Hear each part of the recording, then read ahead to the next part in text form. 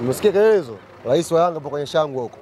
Sisi ndio timu ya kwanza duniani kuchukua makombe 5 kwa msimu. Sasa nini tunakwenda kufanya? Tunakwenda kufanya paredi ya kihistoria. Paredi ambayo tunaamini haijawahi kutokea. Kwa msimu ulivyokuwa, namna ambavyo wana Yanga tulipambana mpaka tumeweza kumaliza msimu kwa furaha, tuna kila sababu ya kusherehekea tulichokipata. Tuna kila sababu ya kujivunia na kutamba. Sasa ratiba kamili iko hivi. Timu itaondoka hapa Zanzibar saa 6 kamili mchana. Ndio itaondoka hapa Zanzibar.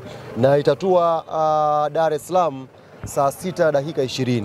Lakini safari itatua Terminal 1, sio Terminal 3 wala Terminal 2.